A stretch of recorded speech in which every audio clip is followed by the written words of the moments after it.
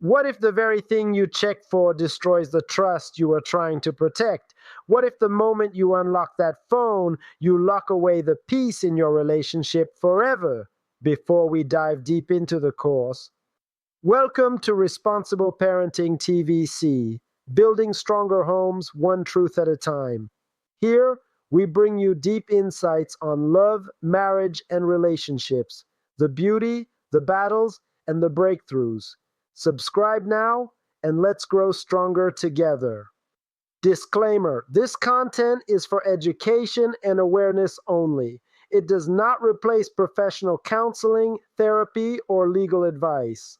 Again, I ask you, what if the very thing you check for destroys the trust you are trying to protect? What if the moment you unlock that phone, you lock away the peace in your relationship forever?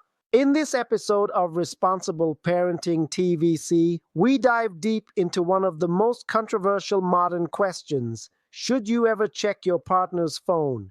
If you're watching on YouTube, please subscribe now. If you're on Facebook, follow our page, like, comment, and share this video with others who need to hear this truth. And don't forget to turn on your notification bell, because every episode here could save a home, a heart, or a marriage. It all began on a quiet Sunday morning in Lagos. Ada sat in the living room staring at her husband's phone. The light from the screen blinked softly, a message notification. Her hands trembled. For weeks she had felt something was off. Chike, her husband of 8 years, had become distant. He laughed less, smiled rarely, and spent long hours scrolling through his phone. Ada's mind raced. Maybe it's just work stress, or maybe it's another woman. That tiny doubt, like a drop of ink in clear water, began to spread. She remembered how Chike used to show her funny memes, share random videos, even hand her his phone to take pictures. But lately, he guarded it like treasure. That morning, while Chike was in the shower, Ada's heart pounded in her chest. She picked up his phone. The passcode screen glowed, 4 numbers separating her from what she thought was the truth. Her fingers hovered. She hesitated. Then she whispered, "God forgive me," and typed the code she'd memorized months ago. The phone unlocked. There it was, a message from someone saved as Amaka Office. Her pulse quickened. She opened it. "Thanks for last night. I really needed that talk." Ada froze. Thanks for last night? Her chest tightened. Her mind filled in the blanks her eyes didn't see. She clicked the chat. Scroll after scroll of harmless office jokes, prayer emojis, and project updates. Then, one voice note. She pressed play. "Good night, sir. You're truly a blessing. May God continue to use you." Silence. The heart was not romantic. It was a simple expression of gratitude. But by the time Chike stepped out of the shower, the damage was already done. Ada's eyes were red, her tone cold. "So, this is who you're texting at night?" she asked. Chike looked confused. Then he saw his phone in her hand. "Ada, you went through my phone?" Her lips trembled. "I had to. You've been hiding something." His face fell. "You didn't find anything wrong, did you?" "But you broke something. Something more important than privacy. You broke trust." The argument that followed was brutal, not because of betrayal, but because of accusation without proof. For days, the silence between them was louder than their words. Ada realized that in trying to protect herself from being hurt, she had inflicted a deeper wound, mistrust. But the story didn't end there. Because one evening, Chike made a decision that would change everything. He said, "Ada, tomorrow, I want us to talk about why you felt you had to check. Not to fight, to understand." And that conversation would expose something far deeper than a text message. Because sometimes what makes us check a partner's phone isn't their behavior, it's our own unhealed insecurity. But what happens when that truth finally comes out? If you're touched by this story, comment, Marriage with Wisdom. Share it with loved ones and subscribe for more real-life stories that heal hearts on Responsible Parenting TVC. And don't forget to turn on your notification bell. The next part might just change how you see love forever. The morning after their tense confrontation, the apartment in Lagos was filled with a silence heavier than the night's argument. Ada sat on the edge of the bed, her hands wrapped around a mug of lukewarm coffee, staring blankly at the floor. Cheek sat across from her, his phone untouched, a visible knot of guilt in his shoulders. For a moment, neither spoke. Then Ada's voice trembled, breaking the tension. "I didn't go through your phone to catch you cheating," she said softly. "I did it because I felt invisible. Because for weeks I didn't feel like your wife. I felt like I was losing you." Chike looked down at his hands, twisting his wedding band as if the metal itself carried his guilt. "I know," he said quietly, "and I wasn't fair to you either. I withdrew, yes, but I didn't realize how much it hurt you." This was the crux of their struggle, a painful revelation that suspicion is often a symptom, not the disease. Psychologists call it emotional neglect, the subtle withdrawal of attention, affirmation, or intimacy that quietly erodes trust. Couples may live under the same roof, yet drift emotionally, leaving room for fear, jealousy, and insecurity to creep in.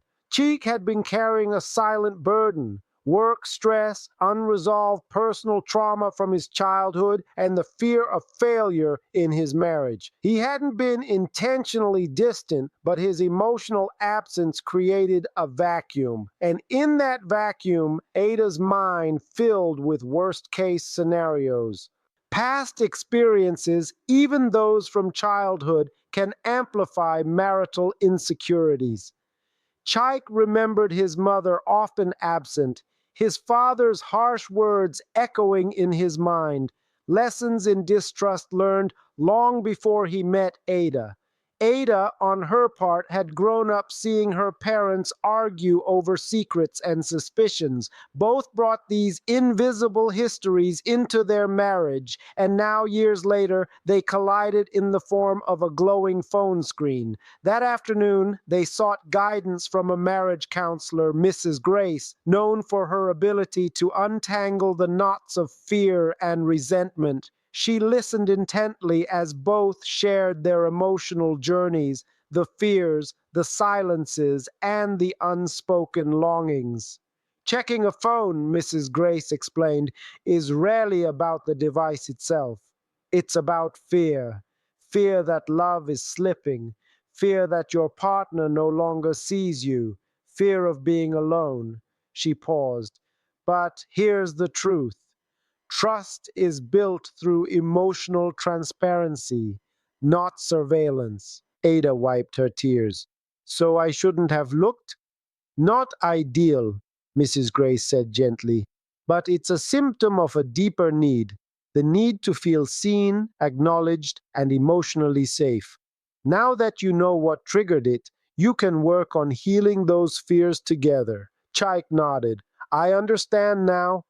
I've been unintentionally distant, and it made her question my love.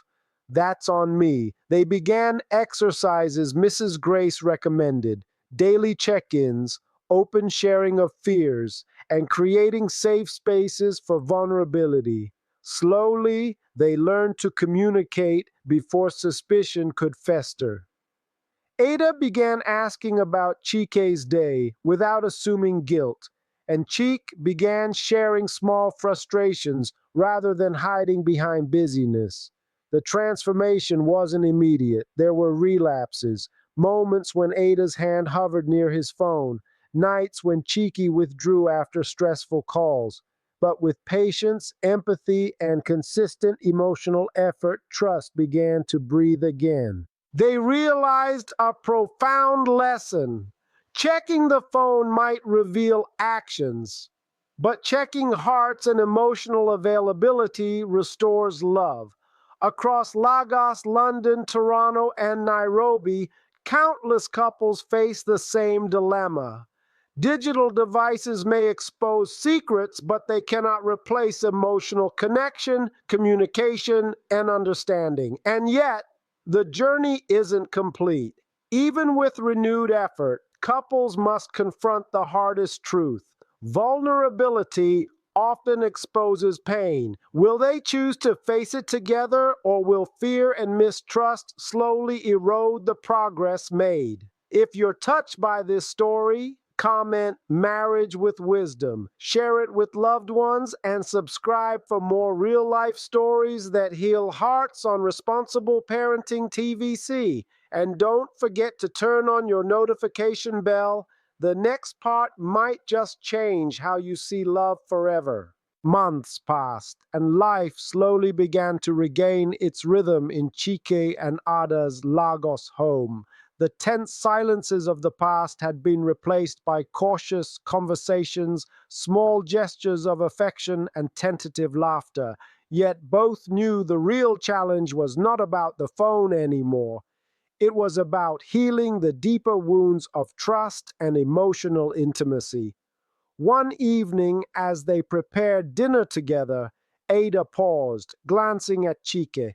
"Do you think we'll ever completely stop feeling suspicious?" she asked softly. Chike put down the knife he was using to chop vegetables and took her hands. "Maybe not completely. But maybe that's not the point. Maybe the point is how we respond when the fear comes." Their counselor, Mrs. Grace, had repeatedly emphasized that forgiveness is not forgetting. It's a choice to rebuild while acknowledging past hurt. Trust is like a delicate plant. It can grow back stronger if nurtured carefully, but it cannot be forced. In their journey, Chiki and Ada began creating new habits. Daily emotional check-ins. No judgment, just listening. Sharing fears openly without defensiveness. Celebrating small victories, moments of honesty, vulnerability, and shared joy. These acts became the pillars of their restored connection. Ada realized that what she needed most wasn't surveillance but consistent emotional availability.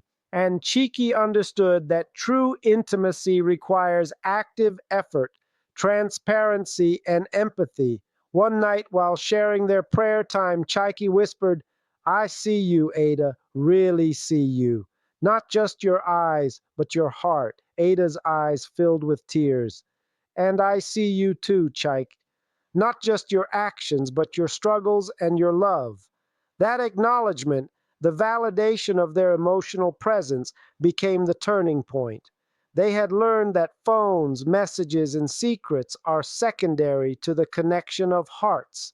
Across the world, millions of couples wrestle with this modern dilemma. Is checking a partner's phone a necessary measure of protection or a symptom of deeper issues? Chike and Ada's story shows that restoring love after doubt requires courage, communication, and forgiveness, not control. The moral reflection here is profound. Trust thrives where vulnerability is met with understanding, and forgiveness is chosen over suspicion. Relationships do not break simply because mistakes happen. They fracture when fear prevents reconciliation. So, to every viewer asking, "Should I check my partner's phone?"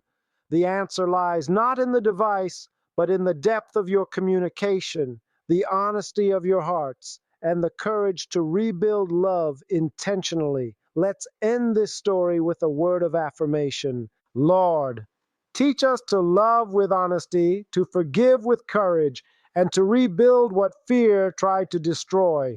Restore peace, trust, and joy to every home wounded by suspicion or secrecy.